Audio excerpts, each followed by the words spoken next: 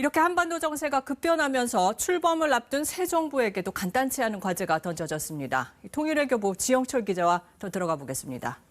지 기자, 정권이 바뀌는 시기에 이 틈을 탔어요. 네, 오늘이 새 대통령 당선이 확정이 된 지 딱 보름째 되는 날이거든요. 그렇죠. 네.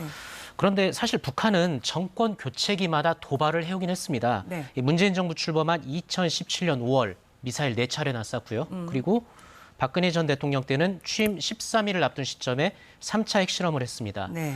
그 전 정권 교체기에도 미사일 발사를 해왔는데 압박을 통해서 협상력을 높이려 했다. 북한의 의도가 이렇다는 분석입니다. 네. 새 정부도 출범을 앞두고 이제 만만치 않은 숙제를 안게 된 겁니다. 네. 인수위에 참여하는 인사들을 보면 좀 새 정부의 기조를 가늠해 볼 수가 있는데 네. 한미동맹이나 일본과의 안보 협력을 중시하는 인사들이 포진해 있습니다.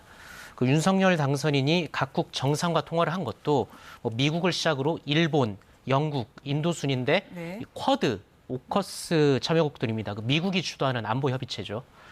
반면 중국 시진핑 주석과는 내일 통화 예정이고 러시아와는 아직입니다. 국방부가 어제 이제 인수위에 그제 인수위에 업무 보고를 했는데 그렇죠. 한미 확장 억제 전략 협의체를 활성화하는 방안도 검토가 됐습니다. 자, 이게 무슨 의미냐? 네. 북한이 도발을 감행하면 핵탄두 탑재가 가능한 전략 폭격기를 미국이 한반도로 보내는 훈련을 할 수도 있다는 겁니다. 네. 자, 이렇게 되면 북한은 강력히 반발할 게 뻔합니다. 네. 그러면 자연히 이 상황이 강대강 대치로 가게 되겠죠. 그렇다면 이제 유엔 안보리 차원의 대응은 어떻게 전망할 수 있을까요? 앞서 신선민 기자 리포트에서 북한이 화성 15형을 쏜 게 2017년 11월이라고 했잖아요. 네. 한 달 뒤에 안보리에서 대북 결의안이 통과가 됩니다. 북한이 대륙간 도달 능력을 갖춘 미사일을 발사를 하면 유류 공급을 제한하는 방안을 자동적으로 논의를 하게 돼 있습니다. 네. 이른바 유류 트리거 조항입니다. 근데 이 유류 트리거가 실제로 실행이 될까요?